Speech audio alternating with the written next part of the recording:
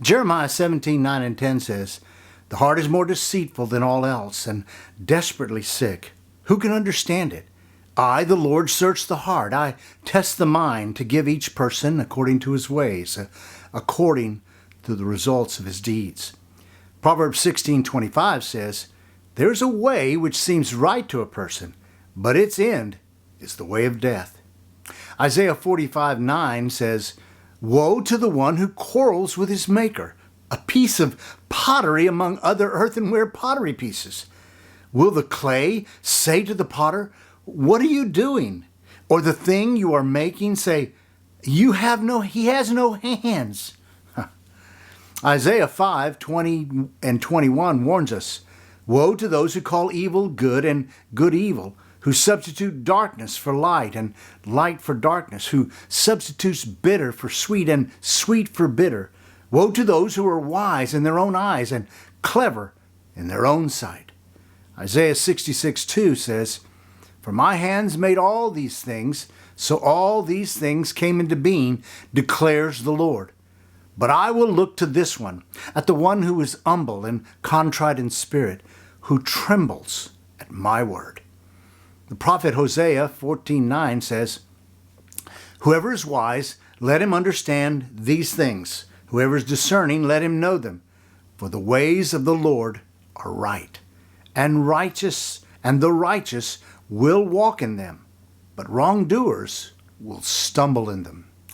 Jeremiah 17:7 says, "Blessed is the man who trusts in the Lord, and whose trust is the Lord."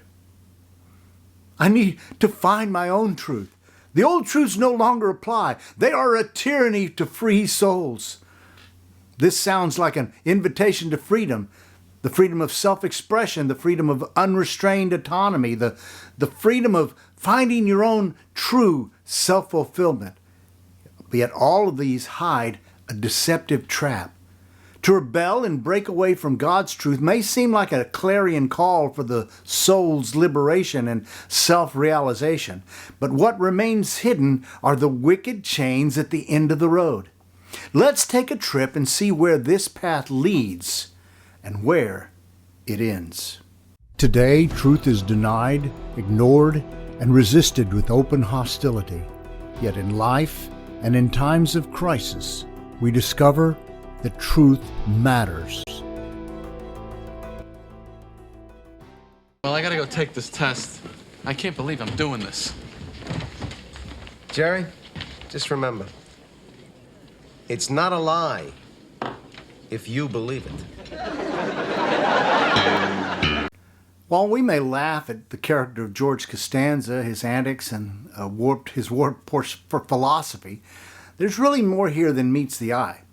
It begs the question, can the nature of a lie be actually changed by simply believing it hard enough or sincerely enough?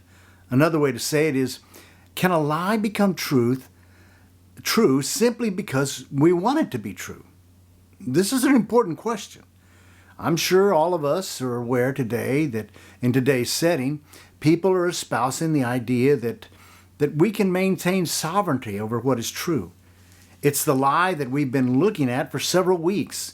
It's the notion that truth can be whatever I say it is or whatever I want it to be. I can substitute my idea of truth or some modification or alternate replacement for God's truthful word. But is such a belief tenable? Can an individual or society actually function and last under a life principle like that? If ideas have consequences, where will this belief take a person or society? That's a question I want to explore today.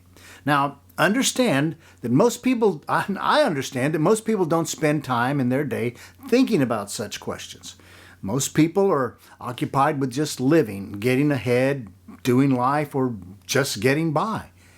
Most people I've met have a vague structure of what they believe. Since they haven't invested time to organize their minds in these matters, their worldview basically consists of their upbringing, their experiences, and the flow of culture. There's a not so subtle danger with this flow of life. It's like saying, It's like the saying, the danger is not that people will not believe in anything. The danger is that people, in the absence of truth, will believe anything. This statement takes on the heavy weight of importance when you understand that there's a larger story going on other than the one in our immediate surroundings. The story is bigger than you and me. There's an unseen enemy that is set on deception and destruction. And the casualties of that war are many and they are real. I want to use a couple of stories as illustrative examples to demonstrate how the lie that we can design truth for ourselves actually plays out. I've discovered that a story is an effective way to make and clarify a point. The first story I call The Rebel Mom. There once was a young woman, and we'll call her Sally. Now, Sally's mom and dad raised her in a home where she was taught about God, the Bible, and the family went to church. But Sally saw herself as a free spirit. She lived a life of compliance to the family rules and ways, but inside she just couldn't wait to get out on her own. So when she got to college, everything changed. She went on a journey of self-discovery. She discovered and embraced new ideas about life and living. She denied herself nothing in her life experiences. She finished her education, started a career, and became successful. She married, and her husband lived a life sharing the same ideas about life and its enjoyment. She also decided that if she ever had a child, she would not force any philosophy or religion on them like her parents had done to her. So she had a daughter, and she raised her just as she had decided. Now, several years later, her 16-year-old daughter comes home and says, "Mom, I've found somebody who I truly love. His name is Bobby." She brings him in. There stands Bobby. He's a man of at least 35 years of age. Now, red lights are going off in Mom's head as she looks at her daughter hanging on to this grown man. Everything in her head says, this is wrong.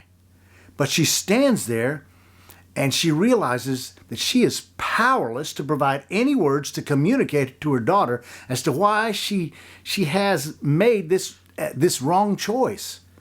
She has told herself and her daughter for years that everyone was free to make their own choices and decide right and wrong on their own. And without being able to say why, the mom knows that this will not end well for her daughter.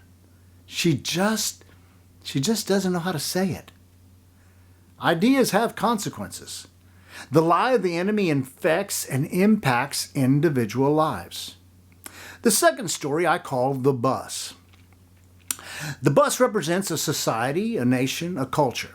Now, before we get on the bus, there's something you need to know about the world in this journey.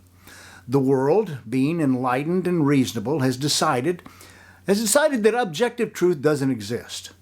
Truth is relative and up for discussion and interpretation. And in keeping with that decision, all road signs have been removed. Road signs are objective truth statements, so therefore they had to be removed. So, as we get on the bus, we begin our journey. Now, when the bus comes to an intersection, being reasonable and enlightened individuals, we take a vote. If 51% says turn right, we turn right. If 51% says turn left, we turn left. If 51% says go straight, we go straight. Now, this becomes the way we navigate in our journey. As this process continues with every intersection. Now, after a while, a few people on the bus who remember the world before begin to look around. They begin to be a bit troubled and uneasy. The landscape looks unfamiliar. They even begin to believe that the bus is lost. They know and remember that in the front of the bus, in the glove box, is a map. But again, the map is objective truth, so it cannot be used. And though they have accepted the new reality, they can't shake the feeling that they are lost.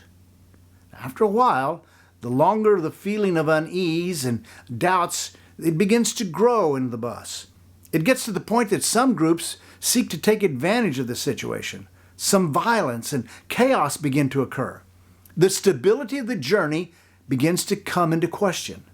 Being reasonable and an enlightened crowd, many recognize that this instability has created a danger for the continuation of the journey.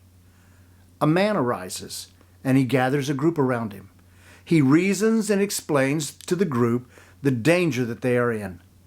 Opening his jacket, he tells the group, "I have a gun. I know the way. Follow me." Now, in both cases, a journey that began with a promise of freedom ends in a tyranny for both individuals and a culture. I don't know if I need to draw or paint a picture for us to see how this plays out. It is a deceptive lie to believe that we have an individual autonomy and sovereignty over truth and that the consequences don't matter.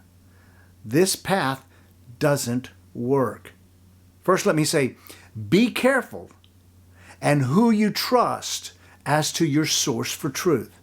And this includes yourself. God is very clear on this. He knows and he tells us. Jeremiah 17:9-10 says, "The heart is more deceitful than all else and is desperately sick. Who can understand it? I, the Lord, search the heart. I test the mind to give to each person according to his ways, according to the results of his deeds." Not every opinion is true. God alone from the beginning holds sovereignty over truth. And to rebel or deviate from the truth which he has revealed spells danger to any and all who do so. Proverbs 16:25 says it. There's a way which seems right to a person, but its end is the way of death. Memorize this. Never forget this. It will protect you even from your own opinion. Also, recognize and warn those who foolishly buy the deception of any questioning of God's authority over truth in their lives. Isaiah 45:9 says, "Woe to the one who quarrels with his maker, a piece of pottery among other earthenware pottery pieces. Will the clay say to the potter, 'What are you doing?' Or the thing you are making say, 'He has no hands'?" Really? How foolish to entertain the idea that we are smarter than God, that we somehow understand life and reality better than he does. How dangerous to accommodate the notion that truth can be manipulated, that we can fashion a narrative of truth to fit our lifestyle. It is dangerous. The Heavenly Father warns against such deception. In Isaiah, the 5th chapter, verses 20 through 21, he declares this, "Woe to those who call evil good and good evil, who substitute darkness for light and light for darkness, who substitute bitter for sweet and sweet for bitter. Woe to those who are wise in their own eyes and clever in their own sight." This warning is there. It's there to protect us, to cause us to beware of thinking that we know better than God. Never listen to the liars who seek to deceive with the poison of the enemy. There is a better way. He has told us so that we could now know and live. Isaiah 66:2 says, "For my hands made all these things, so all these things came into being, declares the Lord. But I look to this one, at the one who is humble and contrite in spirit, and who trembles at my word." And again, the prophet in Hosea 14:9 says, "Whoever is wise, let him understand these things. Whoever is discerning, let him know them. For the ways of the Lord are right, and the righteous will walk in them, but wrongdoers will stumble in them." Having been given the word of God, we are made wise in life.